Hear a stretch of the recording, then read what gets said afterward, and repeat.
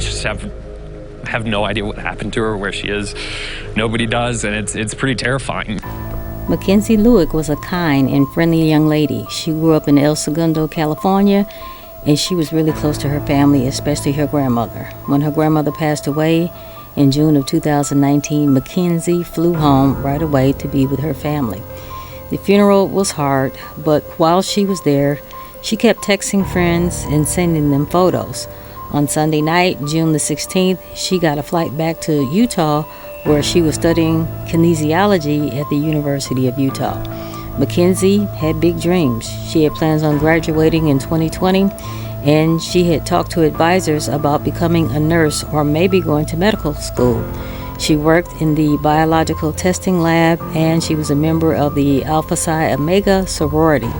Her life was busy, full of plans, and surrounded by people who loved her. Her plane landed in Salt Lake City just about 1:30 in the morning on June the 17th. She texted her mom to say she had landed safely. Then at 2:42 a.m., she got into a Lyft, but instead of going home, she asked the driver to take her to Hatch Park, which was about 20 minutes away. When they arrived, she told the driver she was meeting a friend. The driver said she didn't look scared or worried. She rolled her suitcase across the grass and got into another car. That was the last time anyone saw Mackenzie alive. North Salt Lake residents on alert tonight as police continue to investigate in and around Hatch Park, the last place 23-year-old Mackenzie Lueck was seen.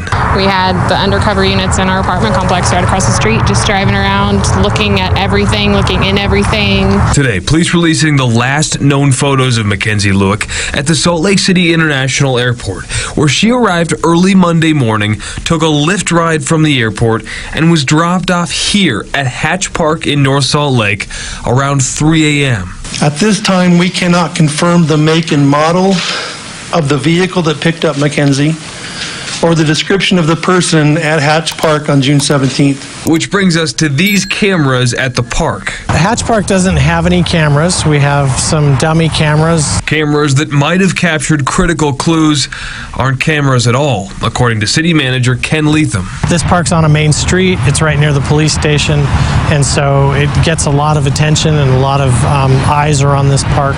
But at 3 a.m., very likely empty. Salt Lake City Police just had 3 vehicles just go down the road. Those who live across from the park say police continue asking for nearby surveillance footage, patrolling the neighborhood, searching for Mackenzie Lueck. So Mackenzie met a man named Ayoola Ajayi a few months earlier on a dating website called Seeking Arrangements.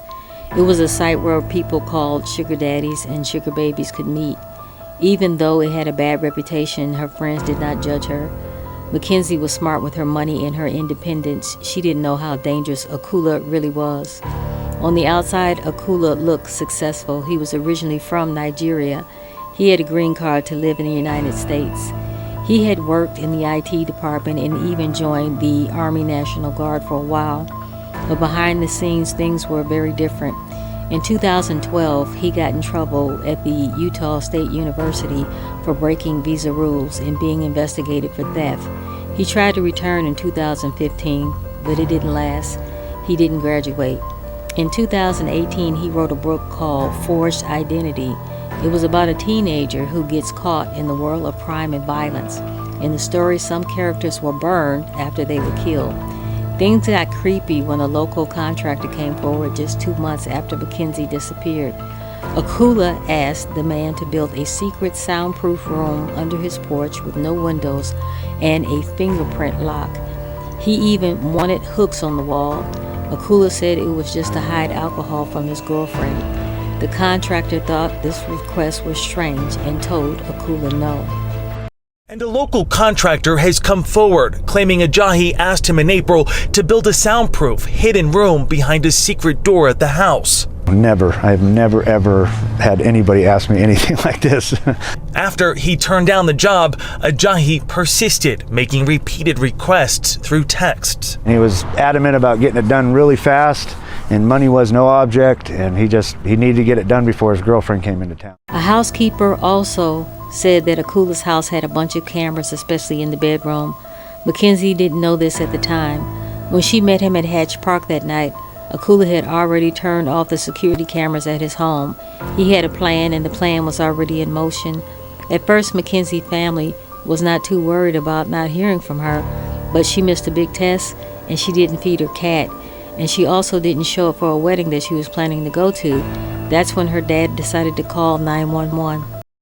Yeah, I'd like to get, if possible, have a wellness check done on my daughter. I've been trying to get a hold of her all week. I was just wondering if I could have somebody maybe go by her house and check on her. Last time we heard from her, she got off the plane coming back from LA. It was 1 a.m.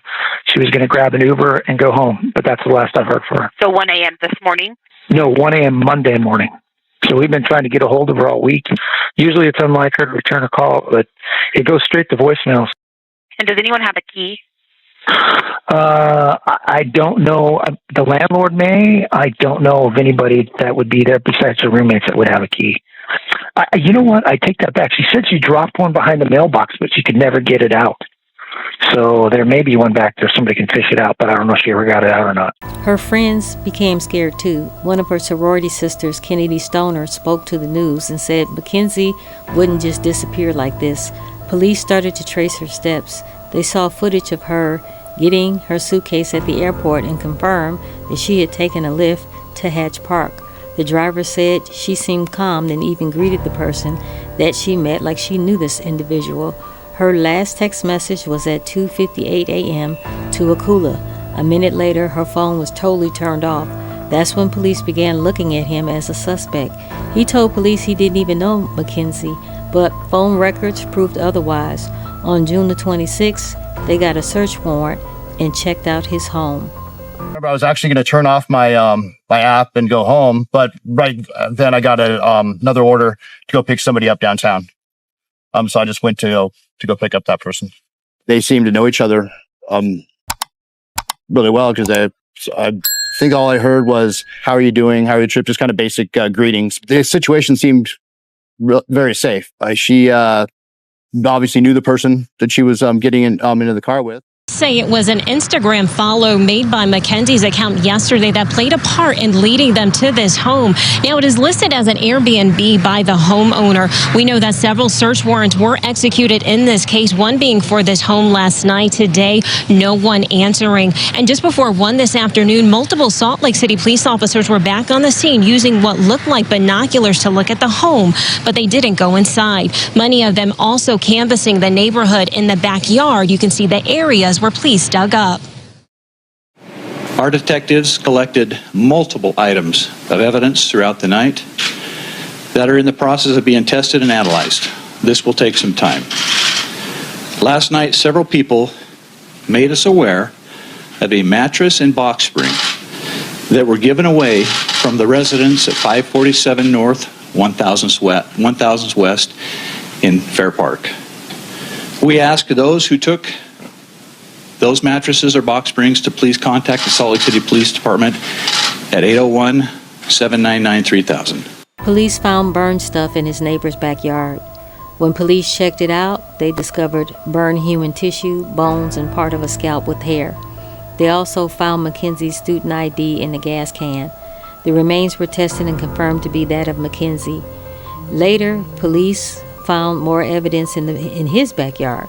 That's where they found burned remains, personal items, and more DNA that matched Mackenzie.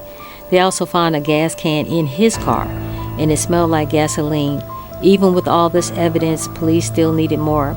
Eventually, Ayoola told police, through his attorney, where they could find more of Mackenzie's remains. Okay, if we come back there and load. Is that okay?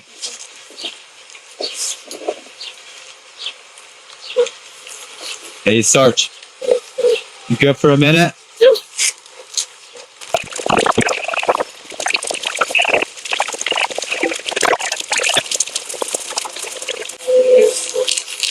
So.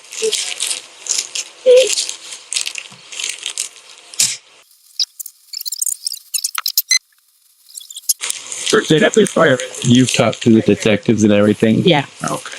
Right there. The quality sounds really bad. On July the 3rd, searchers went another 85 miles north to Logan Canyon.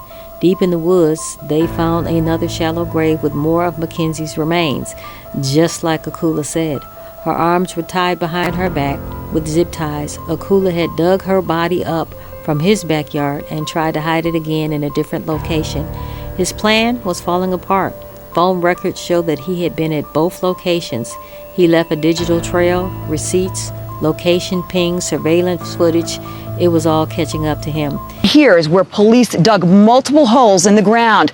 It's here where cops say they found charred human tissue matching Mackenzie's DNA. They also found personal items that were burned belonging to Mackenzie. And so it was that it fell on Chief Brown to notify Mackenzie's parents. This is one of the most difficult phone calls I've ever made. As both Greg and his wife Diana were devastated and heartbroken by this news. What's going on, man? So, detectives are ready to talk to you about everything that's going on real fast, so if you want to come, I'll give you right back to the house real quick. But there's Fox News over there. I know, I'm going to drive you back in my car. It's the Camry, so...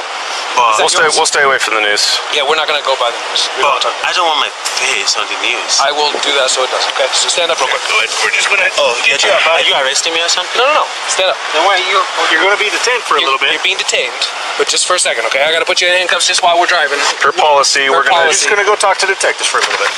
Why are you detaining me? Because you need to talk to detectives, and I need to transport you back. So my policy says every time someone's in my car, they will wear handcuffs. So that's why they're... But there's a news over there. They can come right back. We're probably not going to take... We'll take you to another spot so you're not by the news. Okay? We just hung How out. did the news find out? Yeah, we were wondering the same thing. I just want to make sure there's no weapons. So some money I'm... Earlier you said we could take your phone and download it. Are you still willing to do that or no? I just need to call my lawyer and see if it's okay, because I want to help as much as I can. Sure. But she's saying that some police just want to pin it on someone, that they can pin it on me. We have had a week and a half now to prepare, and we have been very busy because I care about Mackenzie. And I want her. I think you did care about her. I agree. I know that there's more for you to tell me, and you're holding back, and I don't understand why. AJ, I just told you that your phone records and the location put you up at the meet. Do you think, honestly, and expect me to believe that you ended that conversation and somehow you and her location end up in the exact same spot?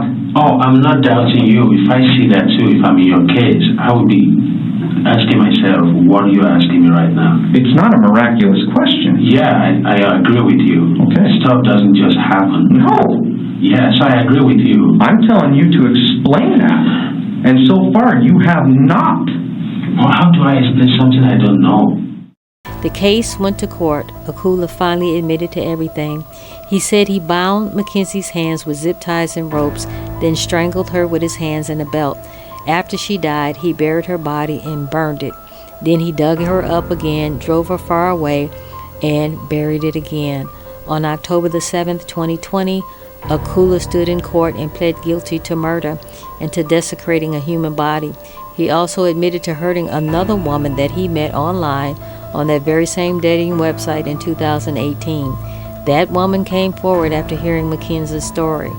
Prosecutors thought about asking for the death penalty, but because he pled guilty, they didn't.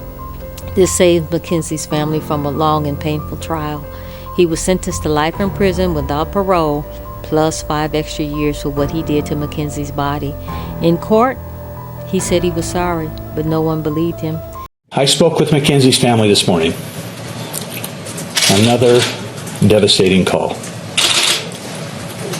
Despite their grief, we hope this will help them find some closure and justice for Mackenzie. At this time, we will have a statement from the Lueck family read by Mackenzie's uncle.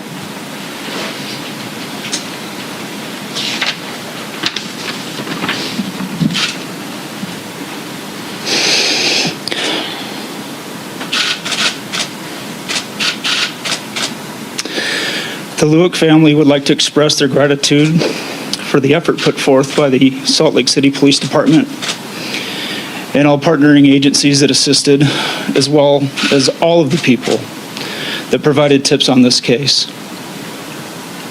They are also grateful to her community, her friends, and others around the nation who have supported this investigation. The family will not be taking any questions, and no interviews will be held. Inquiries should be directed to the Salt Lake City Police Department. Again, we ask that everybody respect the privacy of Mackenzie's family and friends at this time. Media requests and statements for the family will be taken by the Salt Lake City Police Department. Thank you. They hate you. You're gonna die. I don't want to do this.